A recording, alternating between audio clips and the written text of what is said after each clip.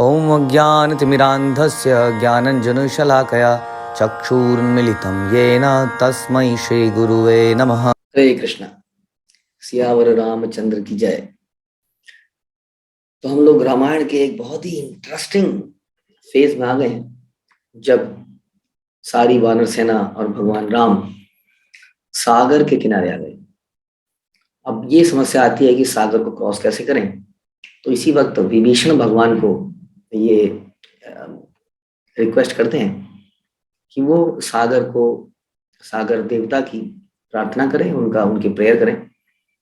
और भगवान राम भी एक सहज व्यक्ति की तरह, एक सरल व्यक्ति की तरह इस बात के लिए मान जाते हैं। हम देखते हैं कि भगवान राम जो है सारे संसार के कंट्रोलर हैं, नियंता हैं, मालिक हैं, स्वामी हैं, लेकिन फिर भी वो दिखाते हैं कि किस तरह से हमें कोई भी कार्य को एटलीस्ट प्रारंभ में प्रार्थनाओं के थ्रू और विनम्रता से करना चाहिए। हमें हर भरसक प्रयत्न करना चाहिए कि इस प्रकार से झगड़ा ना हो, आपस में विनम्रता बनी रहे और सब कुछ सही से हो जाए। इसी के रहते भगवान ने रावण को कई बार ये संदेश पहुंचाया और आगे भी पहुंचाएंगे, वो युद्ध को समाप्त करे या युद्ध सीता को वापस करके आत्मसमर्पण कर दे तो सब ठीक हो जाएगा।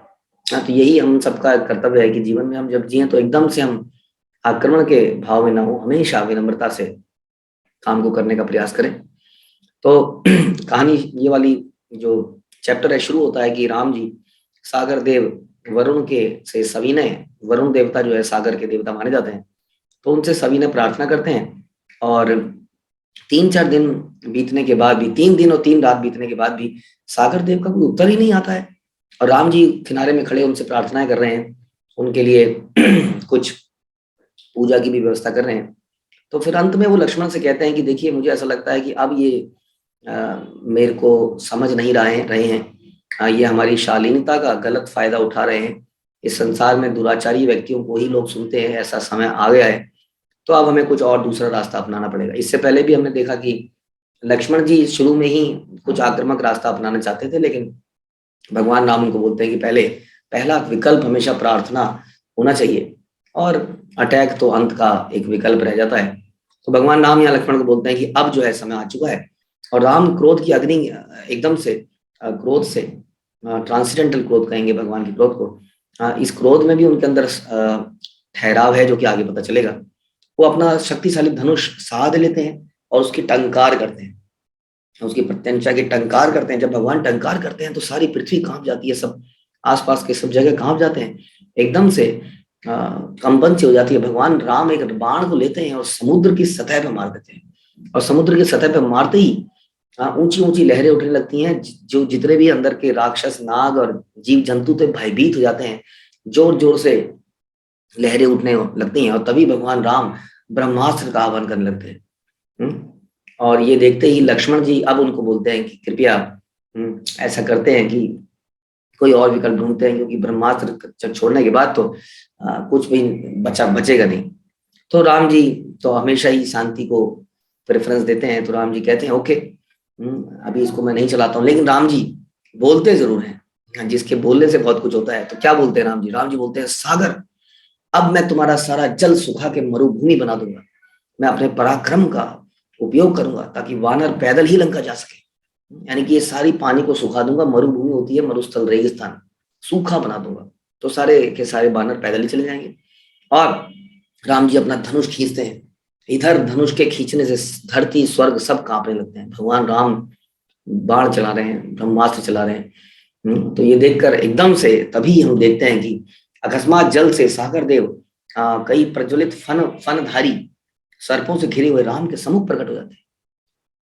तो इस प्रकार से भगवान ने एक तरह से ब्रह्मास्त्र को छोड़ा नहीं था, इस प्रकार से बोला कि सागर देव का दिमाग ठिकाने में आ गया। सागर देव अभी तक क्यों नहीं आए थे? इसका सागर देव आप आगे खुद ही बताएंगे। गंगा और सिंधु नदियों से गंगा सिंधु नदियों की देवियों सहित सागर देव तट की ओर बढ़े, और सागर देव स्वयं राम के समीप हाथ जोड़कर खड़े होते हैं और बोलते हैं, हे सर्वव्यापी परम पुरुष, हम मंद बुद्धि है, हम समझ ही नहीं पाए कि आप कौन है। हम आपको एक साधारण मानव समझ बैठे, लेकिन तो अब हमें ज्ञान हो गया है कि आप ही सर्वश्रेष्ठ पुरुष हैं, संपूर्ण ब्रह्मांड के स्वामी हैं, अपरिवर्तित हो और आदि पूर्ण पुरुषोत्तम भगवान है। आप इन सभी गुणों के स्वामी हैं, संसार में सभी रजो तमो सतो गुण के आप स्वामी हैं। और रघुवंश के प्रतिष्ठित वंशज हैं। तो इस प्रकार से सागर देव बोलते हैं भगवान को कि हम भगवान आपको पहचान ही नहीं पाए, जिस प्रकार से ब्रह्मा जी भगवान को पहचान नहीं पाते हैं कृष्ण रूप में। इस प्रकार से भगवान को पहचानने के लिए बहुत ही भक्ति भाव चाहिए, इसलिए बोलते हैं कि भक्त्या माम अभी जानाति। हम अपनी बुद्धि से सोचेंगे तो भगवान को कभी नहीं पहचान पाएंगे। इसी प्रकार से एक बार पार्वती ने जब भगवान राम को सीता के वियोग में रोते हुए देखा, तो पार्वती को लगा कि भगवान होते हुए कैसे अपनी पत्नी के लिए रो रहे हैं। और इस प्रकार एक सुंदर लीला हुई। सीता जी ने भगवान राम की परीक्षा लेने के लिए उनके सामने पार्वती जी को ऐसा भ्रम हो गया था। तो पार्वती जी जो है सीता की शक्ल में भगवान के राम के पास सामने खड़ी हो जाती है कि उन्हें लगेगा कि मेरी पत्नी है और एकदम से खुश हो जाएंगे। लेकिन जैसे ही राजा राम भगवान राम पार्वती जी को सीता के रूप में अपने सामने खड़े हुए देखते हैं तो बोलते, अरे माते आप यहाँ क्या कर रही है, शिव शंकर जी कहाँ पर हैं। तो इस प्रकार से पार्वती जी को बड़ी लज्जा आती है और तुरंत क्षमा मांग के प्रणाम करके वहां से चली जाती है। तो भगवान हमेशा भगवान रहते हैं, वो संसार में आके सुंदर लीलाएं करते हैं ताकि उनके भक्त उसका आनंद ले सकें और भगवान के धाम में जा सकें। तो यहाँ पर भगवान ने एक लीला दिखाई। अब जो है जल के देवता वरुण बोलते हैं कि मैं जल का विशाल स्रोत हूँ, मुझे पार करना इम्पॉसिबल है, मुझे पार किया जाना, मैं अगाध हूँ, मतलब अनलिमिटेड हूँ, मुझे पार करना असंभव है, किंतु आपके लिए मैं एक विशेष सुविधा प्रदान करता हूँ। आप जैसे चाहे मेरे जल का उपयोग कर सकते हैं। हे वीर योद्धा, यद्यपि मेरा जल आपके लंका जाने के मार्ग में किसी भी प्रकार का बाधा उत्पन्न नहीं करेगा, यानी कि आप मेरे जल के ऊपर से जाएंगे कोई नहीं डूबेगा, कुछ प्रॉब्लम नहीं आएगी, लेकिन फिर भी ऐसा करते हैं कि आप इसके ऊपर एक पुल का निर्माण करें, और इस पुल के निर्माण से आपकी जो कीर्ति है वो हजारों लाखों करोड़ों साल तक गाई जाएगी।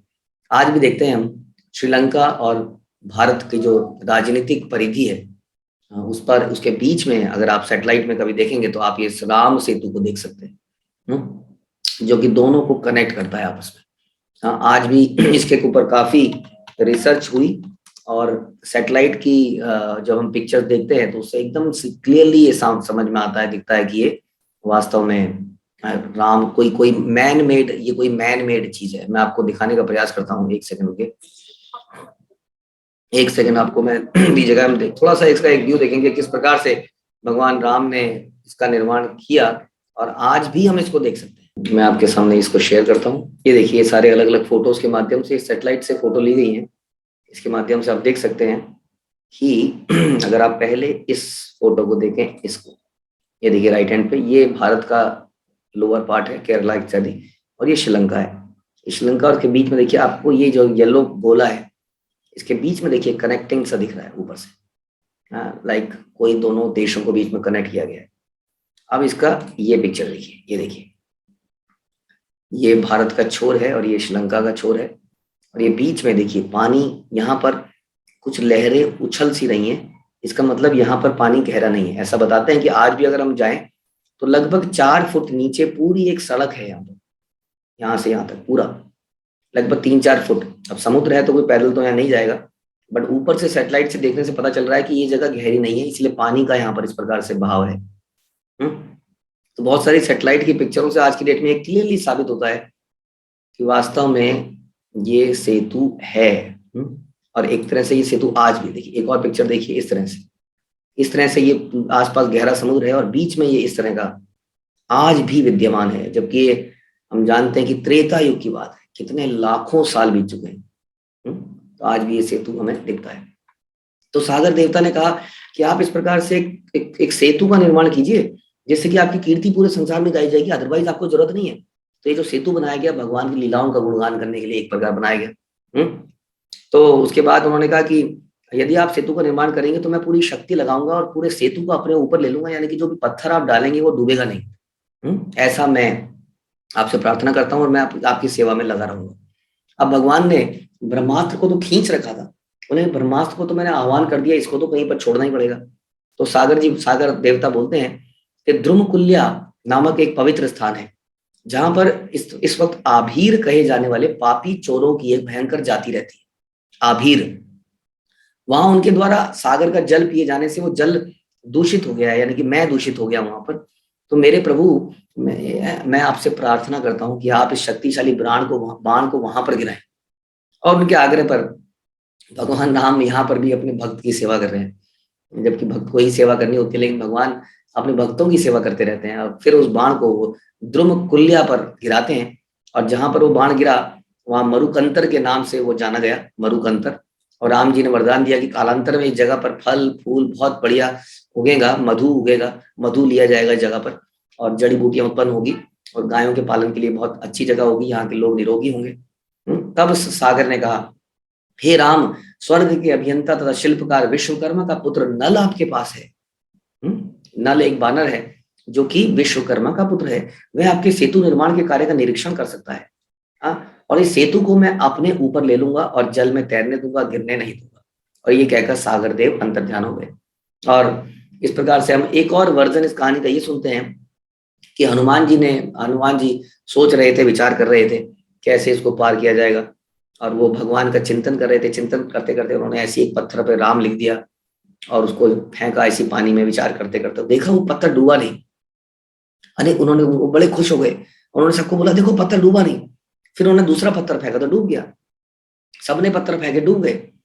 तब उन्होंने सोचा कि उस पत्थर में ऐसी क्या खास बात है। तब उन्हें ध्यान आया कि उस पत्थर में उन्होंने भगवान का चिंतन करके उनका नाम लिखा था। तो इस प्रकार से जैसा आप देख रहे हैं इस पिक्चर में, सब लोगों ने भगवान के राम के नाम पत्थर पे लिखने शुरू किए और पत्थर को फेंका।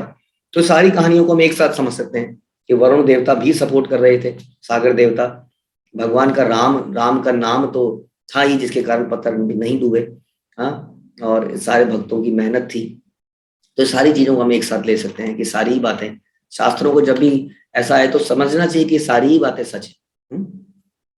तो इस प्रकार से अब नल के बारे में सागर देवता ने बताया। अब नल जो है भगवान के सामने आए एकदम से और बोले, मैं विश्वकर्मा का पुत्र हूं और मुझमें विश्वकर्मा की भांति ही अभियंता और शिल्पकार की प्रतिभा है। शिल्पकार होते हैं जो आर्किटेक्ट बना सकते हैं, डिजाइन बना सकते हैं। मैं इस सेतु का निर्माण करने में समर्थ हूँ। हे राजा राम, आप मुझे आशीर्वाद दीजिए और मुझे आज्ञा दीजिए कि मैं आपकी सेवा कर पाऊं। मेरा सुझाव है कि वानर सेतु बनाने के लिए आवश्यक सामग्रियों को एकत्रित करते हैं और फिर काम को तुरंत चालू किया जाए। श्री राम के निर्देश में लाखों वानर निर्माण कार्य में लग गए। जैसा आप देख रहे हैं पिक्चर में, विशाल पत्थरों के सागर में फेंके जाने से जल की बूंदें आकाश में उछल के गिरने लगी। इतना बड़े बड़े ये बानर कोई साधारण बानर नहीं थे। ये बड़े बड़े पहाड़ जैसे पत्थरों को उठा के पानी में फेंकते थे।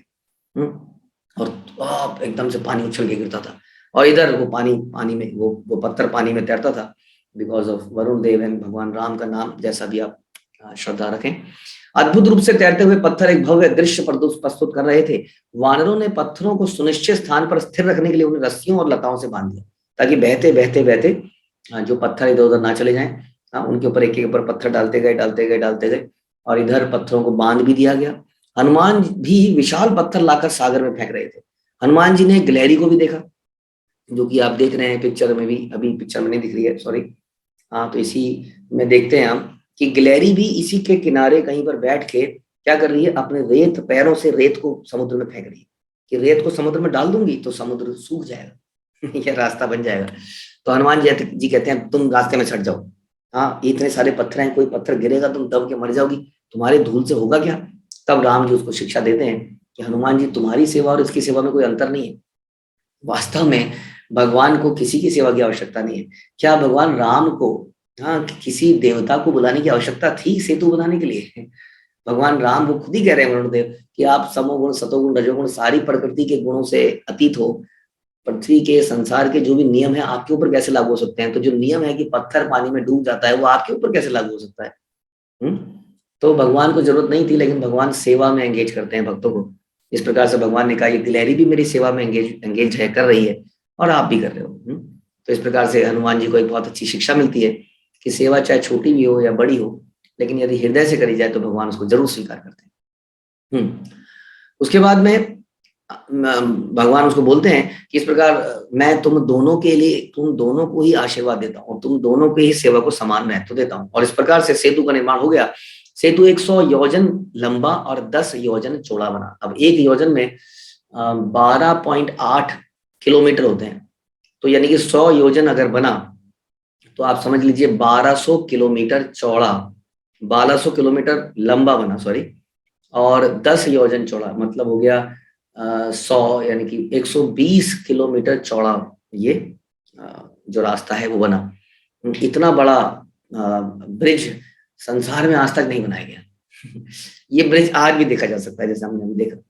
तो उस पर वृक्षों की टहनियों के पुष्पों से लदे हुए ऊपरी भाग बिछा दिए गए। तो जो भी रास्ता बनाया गया उसको सुंदर करने के लिए और भगवान राम के चलने के लिए उपयुक्त बनाने के लिए सुंदर फूल उसमें बिछा दिए गए, फूलों की टहनियां बिछा दी गई। देवता और ऋषिगण आकाश में एकत्रित होकर उस अगाध सागर के में बंधे हुए उस पुल को देखने के लिए, सेतु को देखने के लिए आने लगे। हाँ, सब उसको देख के हैरान थे। सुग्रीव ने तब राम से आग्रह किया कि वह हनुमान तथा लक्ष्मण वे हनुमान जी की पीठ पर बैठ जाएं और लक्ष्मण जी अंगद की पीठ पर बैठ जाएं और हमें सेवा का मौका दें और हम इस पुल को पार करने के लिए स्टार्ट करें। अब सबने जय श्री राम बोलते हुए उस पुल पे चलना शुरू कर दिया और सारी की सारी सेना अब लंका की ओर प्रस्थान कर गई। लंका के दूरस्थ तट पर स्थित सुवेल पर्वत पर पहुंचकर अब ये लोगों ने इस पुल को पार कर लिया और सुवेल पर्वत पर पहुंच गए, जो कि लंका की तरफ में था। और वहां पर पहुंच के सारे वानर बड़े खुश हो गए कि हम अल्टीमेटली हम अंत में लंका पहुंच गए। सुग्रीव द्वारा शिविर लगाए गए, वहां पर सबने शिविर लगाए, टेंट वगैरह लगाए। सब लोगों ने थोड़ा वहां पर विश्राम करने का सोचा या आगे की योजना बनाने के बारे में सोचा। और बताते हैं कि कई सारे देवता ऋषि मुनियों ने आकर वहां पर सभी वानरों को पवित्र नदियों में स्नान कराया। अब देखिए, देवता लोग वानरों को स्नान कराते हैं, क्यों? क्योंकि ये वानर साधारण वानर नहीं है, तो वानर भगवान के सेवक हैं और भगवान की सेवा कर रहे हैं। यदि हम भगवान की सेवा करते हैं तो हमें उपयुक्त सत्कार मिलता है। आप देखेंगे, हम जब भक्ति करते हैं तो कई लोग हमें रिस्पेक्ट देते हैं। हाँ, ये रिस्पेक्ट हमें क्यों मिलता है? क्योंकि हम भगवान के सेवक हैं। हाँ, यहाँ वानरों को अद्भुत सम्मान मिला ऋषियों देवताओं के द्वारा, क्योंकि भगवान की अद्भुत सेवा में लगे थे।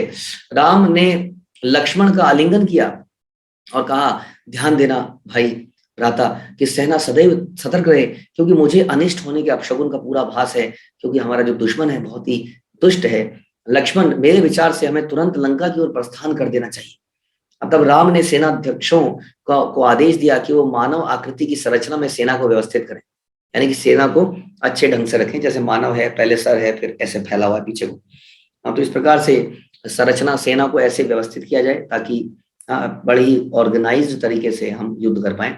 और उसके शीर्ष में सबसे आगे रहेंगे कौन? राम और लक्ष्मण। तो राम ने रावण को संदेश भेजा, किसके थ्रू? जो हमने एक दूत जो है, हमने सुना था, हमने पढ़ा कि किस प्रकार से एक दूत जो है इस तरफ आ गया था, एक पक्षी बन के, और सारे वानर उसको पहचान गए थे एक्चुअली में विभीषण की मदद से। विभीषण पहचान जाता था दैत्यों को। दैत्य अगर रूप बदल के आते थे तो विभीषण को पता लग जाता था।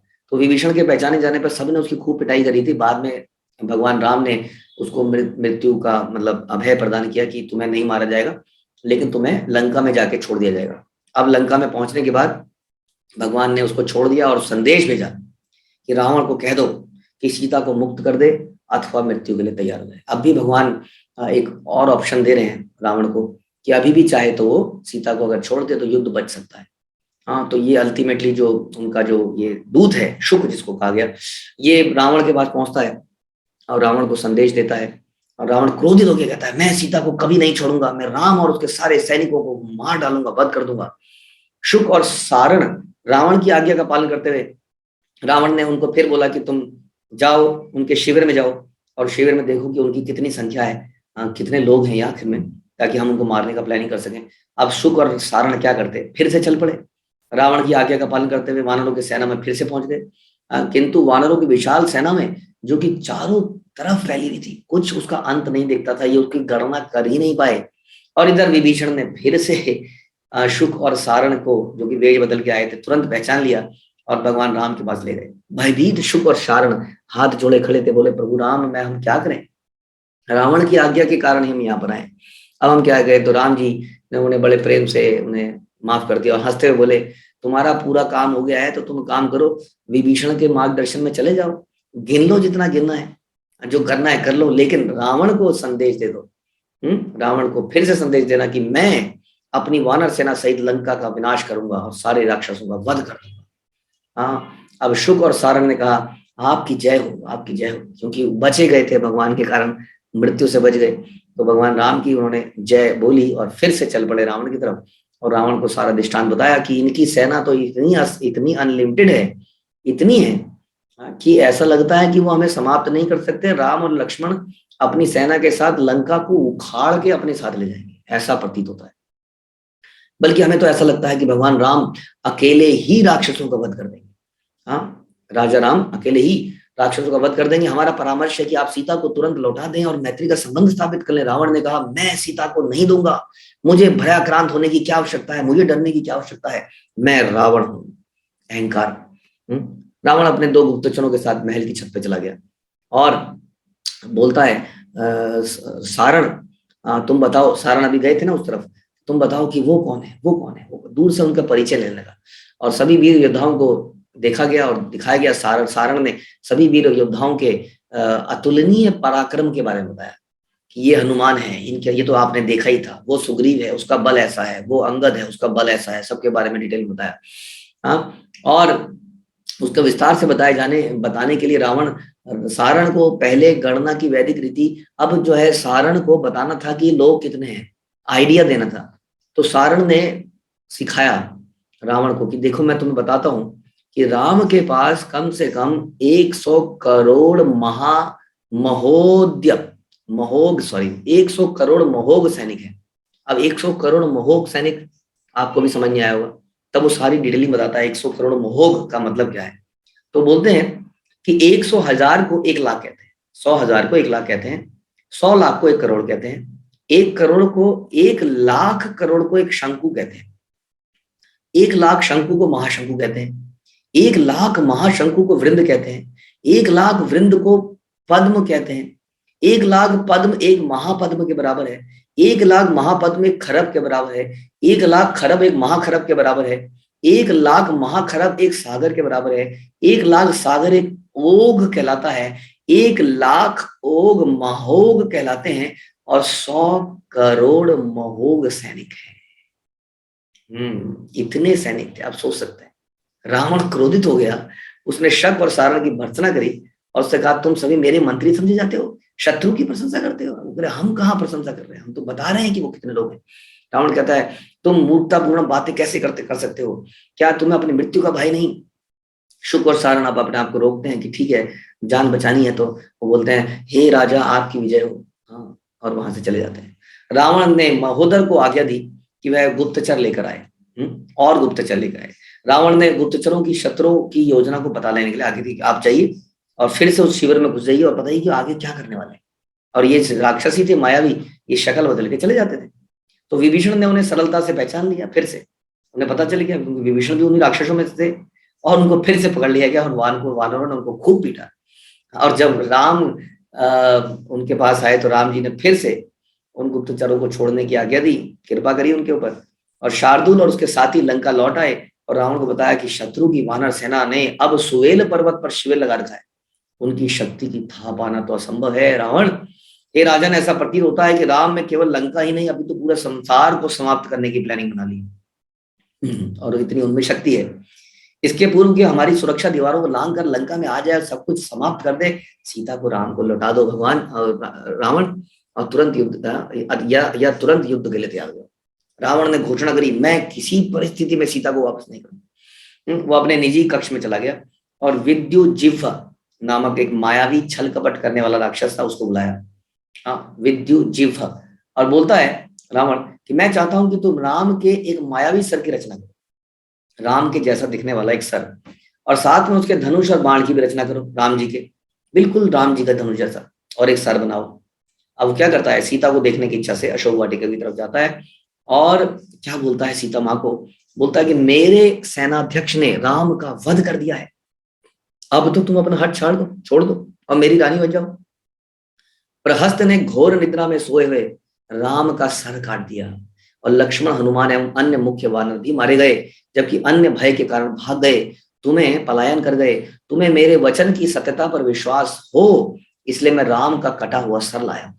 और वो राम का कटा हुआ सर सीता के आगे रख देता है, हाँ, और वहीं पर उनका धनुष बाण फेंक देता है, हाँ, ताकि सीता को विश्वास हो जाए कि यही सर है, यही धनुष बाण है। और कहता है, देखो यही है तुम्हारे पति का रक्त रंचित सर। हाँ, फिर विद्युजीव की ओर मुड़कर राम कहते हैं कि सीता को राम का कटा हुआ सर दिखाओ। हाँ, और इस प्रकार से सीता देखते ही ऐसे गिर पड़ती है जैसे कि कोई पेड़ कट के नीचे गिरता है। और सीता एकदम से रो पड़ती है। चेतना आने पर उस सर के पास बैठकर रोती है और विलाप करती है कि हे राम, आपके बिना मैं विधवा हो गई, मेरे जीवन का अंत हो गया, हाय मैं कितनी अधम हूं, क्योंकि मैं ही आपकी मृत्यु का कारण बन गई। केवल मेरे लिए आपने सागर पार किया और बिना युद्ध करे ही अपने प्राण त्याग दिए। हे राम, क्या आप मुझे बिना लिए ही परलोक चले गए? सीता कहती है रावण को कि मुझे उसी जगह पे ले जाओ जहां मेरे प्रभु का पार्थिव शरीर पड़ा है, ताकि मैं उनका आलिंगन कर सकूं, और उसके बाद मेरा भी वध कर दो ताकि मैं भी वहीं चली जाऊं जहां मेरे पति गए हैं। और तभी वहां एक दूत आता है अचानक से और रावण को सूचना देता है कि प्रहस्त ने उन्हें तत्काल मंत्रियों की सभा में बुलाया है, उनकी उपस्थिति अत्यंत आवश्यक है। रावण को पता था कि कभी भी कुछ भी हो सकता है, अटैक, वो तुरंत वापस भाग लेता है। हाँ, और रावण वहां से चला जाता है। इसी बीच विभीषण की पत्नी शर्मा सीता को सांत्वना देने आती है। और शर्मा को पहले भी रावण ने ये बोला था कि सीता को थोड़ा सा सांत्वना देते रहना ताकि ये शोक में ना मर जाए, क्योंकि वो उसको प्राप्त करना चाहता था, भोगना चाहता था। तो शर्मा कहती है मैं तुम्हें विश्वास दिलाती कि राम की मृत्यु नहीं हुई है। वो सिर जो तुमने देखा है वो केवल एक मायावी राक्षस का है, मायावी राक्षस की चाल है। राम एवं लक्ष्मण वानरों की सेना सहित लंका पहुंच गए हैं। अब वे रावण पर आक्रमण करने की तैयारी कर रहे हैं। मुझे यहीं से सुनाई दे रहा है कि सारे राक्षस युद्ध की जबरदस्त तैयारी कर रहे हैं। चिंता ना करो सीता, क्योंकि राम निसंदेह रावण को पराजित कर देंगे। यदि तुम राम को कोई संदेश भेजना चाहती हो तो मैं उसे उन तक पहुंचा सकती हूँ। यह सुनकर सीता का दुख को राहत मिलती है। और शर्मा सीता को आगे बताती है कि जैसा कि मैंने सुना है, रावण के अनेक वरिष्ठ मंत्रियों ने उसको सुझाव दिया कि आप सीता को राम को वापस कर दें, क्योंकि इन दोनों का, राम और लक्ष्मण का पराक्रम असीम है। लेकिन रावण ने उनकी विनती नहीं मानी और अपनी हट पे लगा हुआ है। रावण के नाना माल्यवान ने भी कहा, हाँ, रावण के नाना माल्यवान भी रावण को सलाह दे रहे हैं कि हे राजा, बुद्धिमान राजा जो होता है वो अपने से शक्तिशाली शत्रु से युद्ध नहीं करता, इसलिए मैं तुम्हें सुझाव देता हूं कि राम से समझौता कर लो, सीता को वापस लौटा दो और शांति संबंध बनाओ। तुम अभी जिस भयानक परिस्थिति में पड़े हो उससे बचने का यही एक विचार है। हाँ, लेकिन रावण ने उसको, अपने नाना को क्या बोला, मुझे लगता है कि तुम्हें तुरंत जो है, सॉरी, उसके बाद रावण बोलता है कि उस उचित परामर्श को स्वीकार ना कर पाया रावण, और उल्टे अपने नाना को क्रोधित होकर बोलता है कि आप जो है शत्रु का पक्ष लेने वाले हैं, आप अधर्मी हैं, आप शत्रु की प्रशंसा इसलिए कर रहे हैं क्योंकि आप मुझसे ईर्ष्या करते हैं। संभवतः राम से आपको भय लगता है, आप डरपोक हैं, आप कायर हैं। ऐसा कह के अपने नाना के साथ ही वो बदतमीजी करने लगता है। ऐसा होता है दुष्ट व्यक्ति जो किसी की सलाह को कभी मानता ही नहीं है। हाँ, हमें हमेशा सलाह को मानना चाहिए। जब हमारे बड़े, हमारे वैष्णव हमें कुछ सलाह देते हैं, हमें उसको सुनना चाहिए। लेकिन रावण को कई लोगों ने सलाह दी, उसकी पत्नी ने दी, नाना ने दी, उसके मंत्रियों ने दी, लेकिन उसने उसको नहीं माना। हमें हमेशा अपने सीनियर्स का, खासतौर पे वैष्णवों का कहा हुआ जरूर मानना चाहिए। माल्यवान कुछ क्षण तक उसके नाना मौन रहते हैं और फिर रावण को प्रणाम करके वहां से चले जाते हैं। तब रावण ने लंका की सुरक्षा की व्यवस्था करी, प्रहस्त को पूरी द्वार पे बनाया, पूरी द्वार पे लगाया, महापाई और महोदर को दक्षिणी द्वार पर लगाया, पश्चिमी द्वार पर इंद्रजीत को लगाया और विरूपाक्ष को नगर के मध्य में तैनात रहने का आदेश दिया। तो प्रहस्त को पूरी द्वार पर, महापाई को और महोदर को दक्षिण और पश्चिमी द्वार पर इंद्रजीत और विरूपाक्ष को मध्य में तैनात किया। और उत्तरी द्वार का चयन, उत्तरी द्वार पर वो स्वयं खड़ा हुआ शुक और सारण के साथ। जब राम, लक्ष्मण और वानरों के प्रमुख सुवेल पर्वत की चोटी पर रात्रि व्यतीत करने के लिए चढ़े, राम लक्ष्मण वगैरह सुवेल पर्वत पर इनका शिविर था, तो चोटी पर ही चढ़े, तब सूर्यास्त का समय होने वाला था, अंधेरा सा होने वाला था। अंधेरा होने पर भी पर्वत की चोटी से लंका स्पष्ट दिखाई दे रही। और अगले दिन मॉर्निंग में, प्रातः में, उन सब ने उस दिव्य नगरी को देखा, सारे वानरों ने लंका को।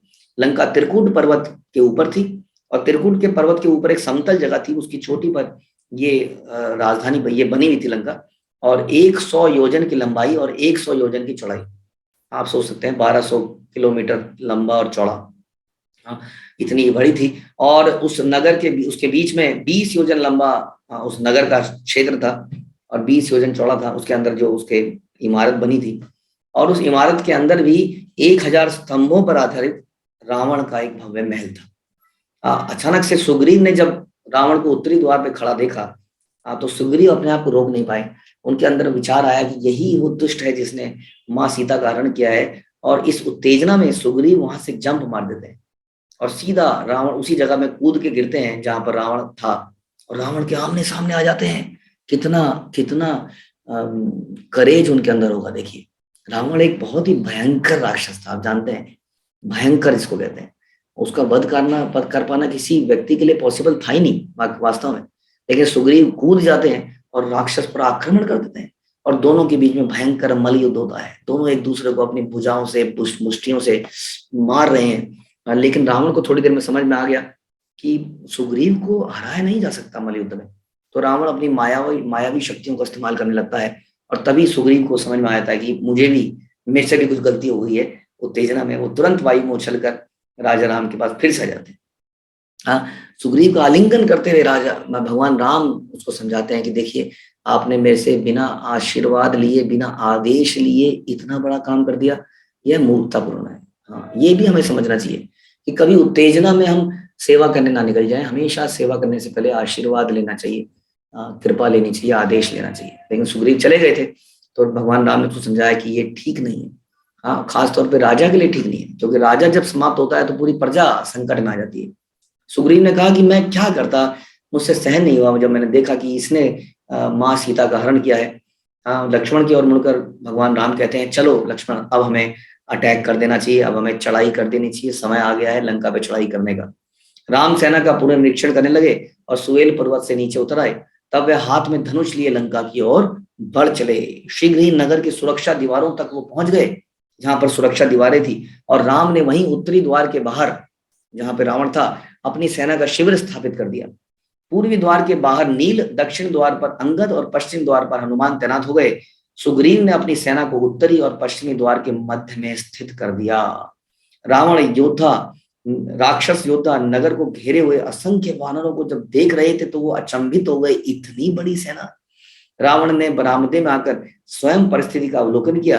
वह राम को देखते हुए दीर्घ काल तक गतिहीन हो गया और चकित होकर सोचता रहा कि अब क्या करें। वास्तव में रावण ने भी नहीं सोचा था कि इतनी बड़ी बात हो जाएगी, क्योंकि आज तक उसको कभी ऐसा प्रतिद्वंदी नहीं मिला था। तो हमें हमेशा ध्यान रखना चाहिए कि हम चाहे कितने भी ताकतवर हो जाएं, लेकिन हमसे भी ताकतवर कोई ना कोई व्यक्ति मिल जाएगा। इसलिए कभी भी बल के आधार पर, छल के आधार पर हमें दूसरे की प्रॉपर्टी पर, उसकी स्त्री पर, किसी चीज पर अतिक्रमण नहीं करना चाहिए। हम कहते हैं मातृवत परदारेषु पर द्रव्येषु लोष्ठवत, यानी कि दूसरे की संपत्ति को पत्थर के समान मानना चाहिए। मेरी थोड़ी है, दूसरे की संपत्ति। ऐसा नहीं कि हाँ ये काश ये गाड़ी मेरे पास होती, काश ये पैसा मेरे पास होता, नहीं, वो दूसरे की संपत्ति है, लोष्ठवत, पत्थर के समान। और मातृवत परदारेषु, दूसरी स्त्रियों को माता के समान समझना चाहिए, ऐसा चाणक्य नीति भी कहती है। तो रावण ऐसा नहीं कर पाया, और उसने दूसरे की संपत्ति, खासतौर पर भगवान की, वैसे तो भगवान की सारी संपत्ति है, लक्ष्मी जी का ही हरण कर लिया। तो हम हमेशा ध्यान रखें, हम कितने भी बलशाली बन जाएं, हमसे बलशाली भी हैं, और अंततः भगवान से बलशाली कौन है। इसलिए हमें भगवान को समर्पण करना चाहिए, उनसे कंपटीशन नहीं करना चाहिए। तो हमने ये अद्भुत कथा सुनी जिसमें कि वानरों ने समुद्र के ऊपर एक अद्भुत पुल बनाया, पुल को पार किया, और अब सब युद्ध के लिए तैयार खड़े हैं। जय सियावर रामचंद्र की जय। यहीं समाप्त करते हैं। हरे कृष्णा। श्रील प्रभुपाद की जय।